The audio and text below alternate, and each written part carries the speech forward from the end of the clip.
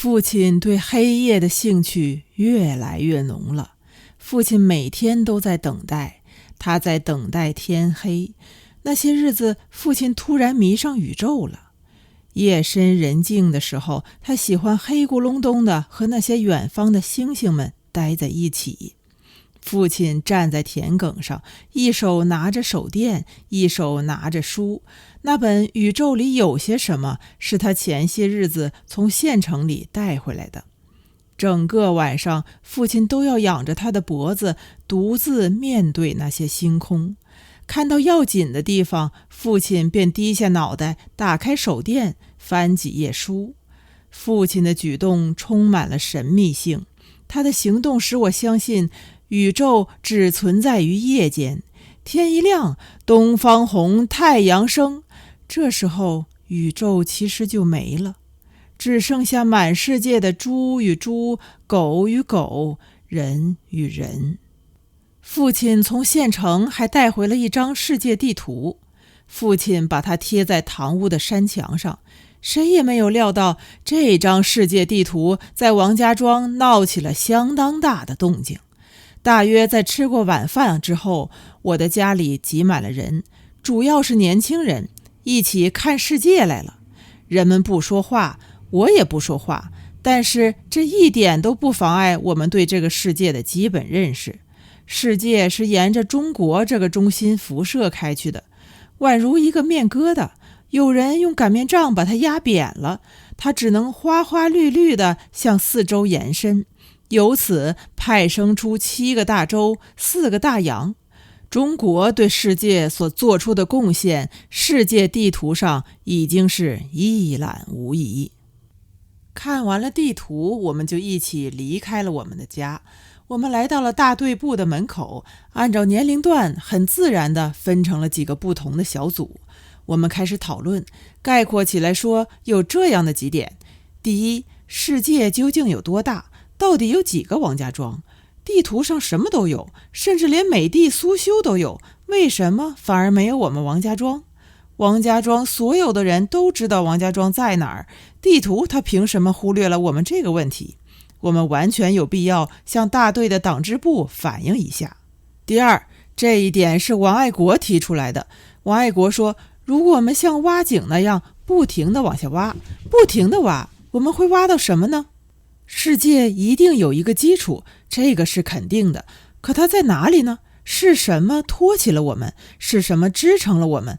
如果支撑我们的那个东西没有了，我们会掉到什么地方去？这个问题吸引了所有的人，人们聚拢在一起，显然开始担忧了。我们不能不对这个问题表示我们深切的关注。当然，答案是没有的，因为没有答案，我们的脸庞才格外的凝重，可以说目色苍茫。还是王爱国首先打破了沉默，提出了一个更令人害怕的问题。第三，如果我们出门一直往前走，一定会走到世界的尽头。白天还好，万一是夜里，一脚下去，我们肯定会掉进无底的深渊。那个深渊无疑是一个无底洞，这就是说，我们掉下去之后，既不会被摔死，也不会被淹死，我们只能不停地坠落，一直坠落，永远坠落。王爱国的话深深吸引了我们，我们感受到了恐惧，无边的恐惧，无尽无止的恐惧。因为恐惧，我们紧紧地挨在一起。但是王爱国的话立即受到了质疑。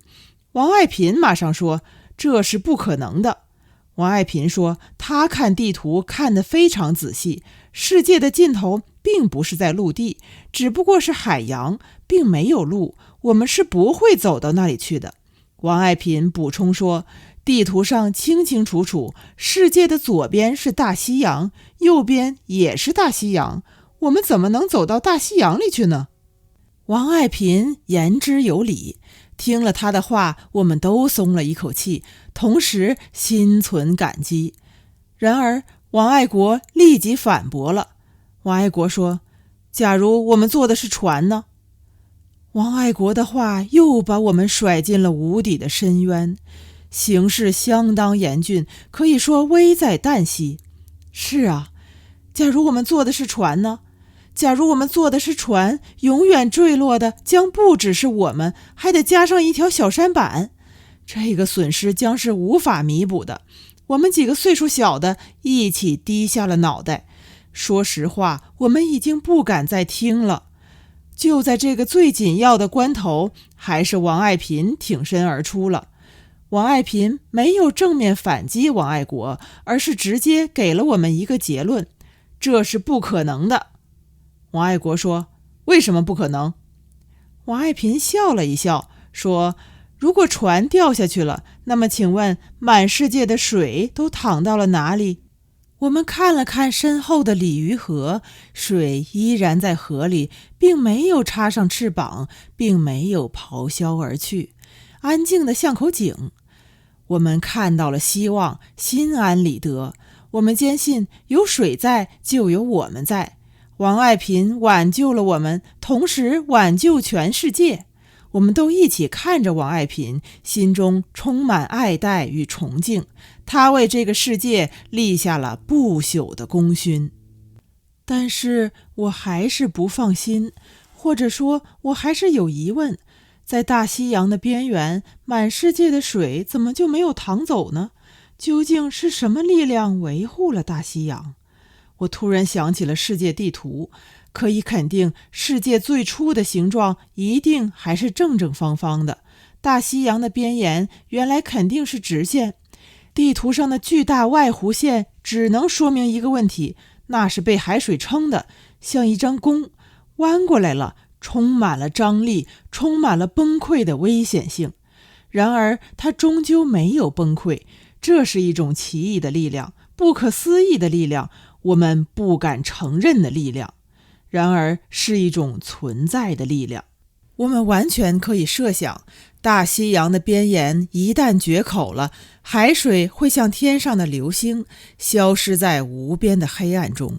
水都是手拉手的，它们只认识缺口，满世界的水都会被缺口吸光，我们王家庄鲤鱼河的水也会奔涌而去。到那时，神秘的河床无疑会袒露在我们的面前。河床上到处都是水草、鱼虾、蟹、河蚌、黄鳝、船、鸭子。也许我们家的码头上还会出现我去年掉进河里的5分钱硬币。可是5分钱能把满世界的水重新买回来吗？用不了2天，这个世界就臭气熏天了。我傻在那里，我的心像夏夜里的宇宙，一颗星就是一个窟窿。我没有回家，直接找到了我的父亲。我要在父亲那里找到安全，找到答案。父亲站在田埂上，一手拿着书，一手拿着手电，仰着头，一心没有二用。满天的星光交相辉映，全世界只剩下我和我的父亲。我说：王家庄到底在哪里？父亲说：我们在地球上，地球也是宇宙里的一颗星。我仰起头看着夜空，我一定要从宇宙中找到地球，看地球在哪里闪烁。我从父亲的手上接过手电，到处照，到处找，星光灿烂，但没有一处是手电的反光。没有了反光，手电也就彻底失去了意义。我急了，说：地球在哪里？父亲说：地球是不能用眼睛去找的，要用你的脚。父亲对着漆黑的四周看了几眼，用手掸了掸身边的萤火虫，犹豫了半天，说：我们不说地球上的事。我把手电塞到父亲的手上，掉头就走，走到很远的地方，对着父亲的方向，我大骂了一声：都说你是神经病！